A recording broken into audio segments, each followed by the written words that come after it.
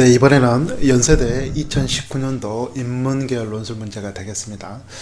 지금까지 연세대 문제 여러분들이 쭉 이제 인강을 들어오시면서 아시겠지만 각각 주제라든가 이런 거는 매 해별로 계열별로 주제가 다르긴 하지만 연세대 논술 특징적인 그 논리적 연관성, 그 다음에 일정 패턴이라는 게 있습니다.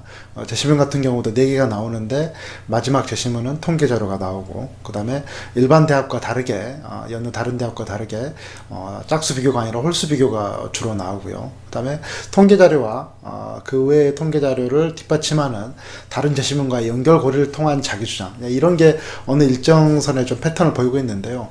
이번 2019년도 인문 논술도 그 범주에서는 크게 다르지 않습니다. 하지만 약간의 변동이 있기 때문에 여러분들이 그런 걸 좀 유념히 살피시면서 이번 강의를 좀 들어보시면 될 것 같습니다. 마찬가지로 연세대는 시험장 가서 문제지를 받자마자 여러분들이 뭘 먼저 확인한다? 제시문보다는 먼저 문제를 확인하면 되겠습니다. 논술에서 가장 중요한 게 제시문이 어려우면 내가 이번 시험을 망칠 가능성이 크고, 제시문이 좀 쉽게 느껴지면 잘 볼 가능성이 크다. 이거는 어떤 면에서는 굉장히 논술이 좀 불안정하게 준비가 돼 있다, 이렇게 보시면 될 것 같아요. 그래서 제시문을 내가 제대로 이해하느냐 못하느냐 보다는 논제 중심으로 제대로 분석을 했느냐 아니냐, 이게 훨씬 더 논술의 결과에 큰 영향을 미친다는 걸 여러분들이 조금 인식을 해주시면 되겠습니다. 자, 문제를 한번 보시죠. 네, 이번 문제도 마찬가지로 문제 1번과 2번으로 되어 있는데, 1번은 요약형, 2번은 자기주장형으로 전형적인 두 문제 세트형이 되겠습니다. 그런데 이번에 여러분들 시각적으로 보시더라도 기존의 연세대 문제와 약간 좀 다른 게 보이죠. 그게 무슨 말이냐면, 문제 2번이 뭐야? 문제 2-1과 문제 2-2로 나누어져 문제가 출제가 됐다는 겁니다. 지금 이제 대학 수시 논술에서는 여러분들 수험생들 봤을 때는 좀 약간 생소할 수 있고요.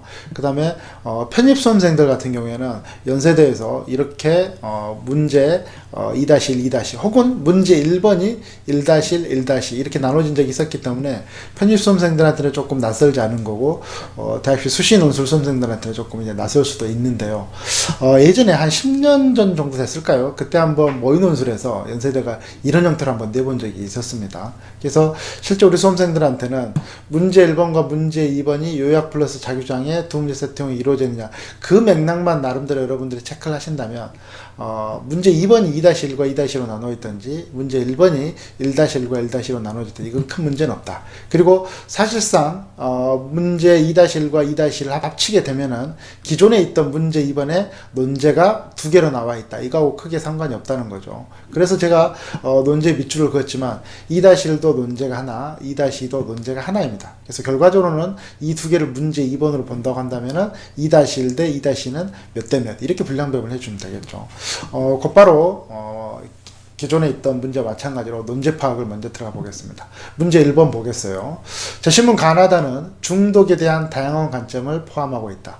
중독의 원인과 대책에 대한 관점들의 차이를 비교, 분석하시오. 그래서 여기 보시게 되면 차이를 비교, 분석하시오. 여기서 이 차이라는 말은 없더라도 상관이 없습니다. 그냥 비교 분석이라는 거는 차이를 얘기하는 거기 때문에 이런 경우를 좀 보게 되면 출제자가 조금 예전보다 좀 약간 집중도가 좀 떨어지지 않느냐, 이런 생각도 좀 들긴 합니다. 그래서 굳이 차이란 단어를 쓸 필요는 없는데요. 왜냐하면 뒤에 비교 분석이 나와 있기 때문에. 그래서 항상 제가 뭐라고 그랬습니까? 비교라고 물어봤을 때와 비교 분석이라고 물어봤을 때는 같으면서도 약간의 조금 확장된 다른 개념이라고 그랬죠. 그래서 그냥 비교일 때보다는 어떨다? 훨씬 더 부연 설명을 구체화시키고 세세하게 좀 이끌어 달라, 이런 의미로 좀 받아들이시면 될 것 같고요. 또 비교 분석인데 항상 이렇게 비교라고 했을 경우에는 그 비교 대상의 개수를 통해서 우리가 난이도를 결정할 수가 있습니다. 그래서 앞에 보시듯이 가나다 세계 홀수 비교이기 때문에 난이도는 쉽다, 어렵다? 어렵습니다.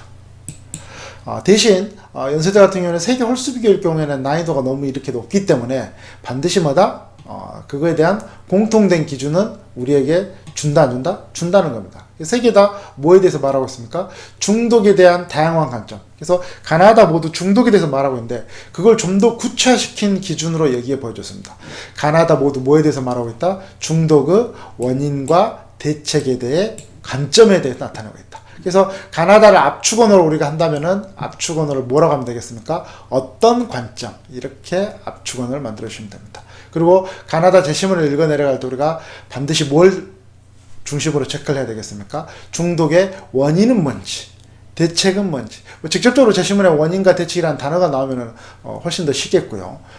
그렇지 않는다고 하더라도 여러분들이 제시문에서 원인과 대책, 중독의 원인과 대책, 이 부분에 집중해서 여러분들이 시간도 들이고 좀 정성을 들여서 제시문을 이해할 필요가 있다. 이렇게 이해를 해주시면 됩니다. 그리고 당연히 제시문 세개 홀수 비교이기 때문에 세개 홀수 비교는 뭐냐? 두 개의 결과물로 나오죠. 그래서 거민빨인지 빨판원지. 즉, 세 제시문 중에 두 제시문의 대립성이 있으면 거민빨, 두 제시문의 대립성이 없이 각각 독립적이면 뭐야? 빨판호. 이렇게 여러분들이 두 개의 답안 결과로서 이끌어내 주시면 되겠습니다. 이거는 뭐 연세대 세계 홀수 비교를 한두 번 해본 게 아니기 때문에 여러분들이 이렇게 낯설지 않게 유형을 이해할 수 있겠습니다. 그리고 나서 아까 말씀드렸던 대로 문제 2번에서는 이번에 좀 특이하게 2-1과 2-. 문제 2번이 천자이기 때문에 이 2-1과 2-1을 합쳐서 천자 안팎이면 됩니다. 그래서 당연히 이제 논제가 두 개이기 때문에 논제별 구분류 분량 배분 하는데 그 분량 배분이 각각 2-1과 2-2 문제로 나누어서 여러분들이 답안 작성을 해주시면 되겠습니다. 2-1번에서 논제를 보면요. 도시 A, B, C 각각에서 1학년 때 스마트폰 중독을 설명하는 가장 중요한 요인을 소술하시오. 근데 이걸 그냥 소술하는 게 아니라 뭐다? 나다 관점에 근거해서 소술하시오. 나다 관점에 근거해서 소술하라고 했습니다. 그래서 여기 나와 있는 이 가장 중요한 요인, 스마트폰 중독, 특히 1학년 때, 다른 학년이 아니라 뭐다?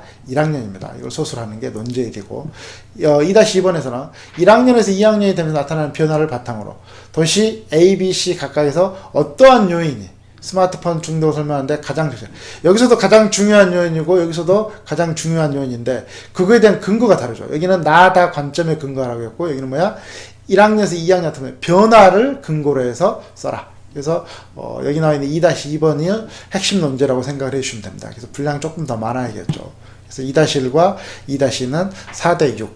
항상 핵심 논제는 전체 답안 분량의 50% 이상을 해주시면 되겠습니다. 이렇게 이제 논제 파악이 됐다면 1번에서는 비교 분석, 2번에서는 뭐야? 가장 중요한 요인. 그 다음에 2-2번에서는 뭐다?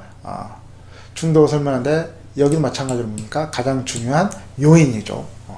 그 다음에 이렇게 논제 파악이 됐으면 바로 출제자가 우리에게 주는 힌트나 함정이 없는지 한번 살펴보도록 하겠습니다. 아까 말씀드렸던 대로